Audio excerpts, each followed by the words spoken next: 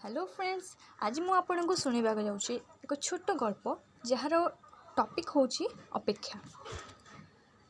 तो राति पाखापाखि 9:30 बनी मु एकुटिया जाऊली एक निछाटिया रास्ता।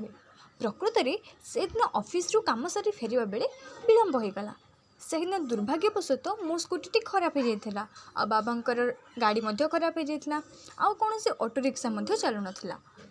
तेणु से मोर सांगर भाई को मत आने को पठाई था। से आसबार विलंब होबारु मु बाहरी गली घर आड़ को। जेहेतु से दिन राति रे कला भंवर पर मेघ निज राजती चतुर्पार्श्व बजाय रखिथिला, तेणु केही मध्य रास्तार नथिले।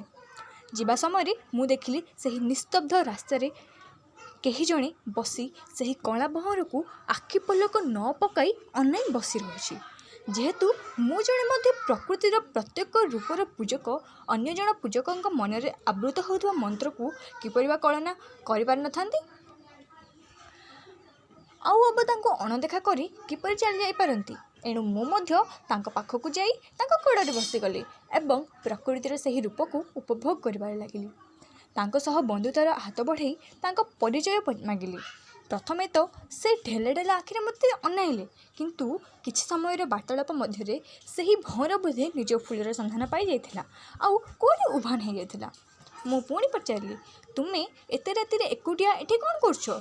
यार उत्तर रे से मते कहले, अपेक्षा। ये बड़ अजब जिनसटे ना। अपेक्षा करिबा पई समस्ते अन्य को कहती, किंतु जेतेबेले समय निजर आसे कहा पाखरे धैर्य न थाए से कहा को अपेक्षा करि पारेना। एति कही से हसबाक लागला आ काई कुआडे चली गला। एतिके बेले एतद मध्य मो सांगर भाई मते खोजी खोजी आसीगले। अवश्य मते टिके गाली देले, कौन करबी सुनिली। किंतु से लोक हसी हसी बड़ शिक्षाटी चलीगला। अपेक्षा कर बोली कहबे समस्त को भल लगे, किंतु अपेक्षा करने को काहे को भल लगे ना।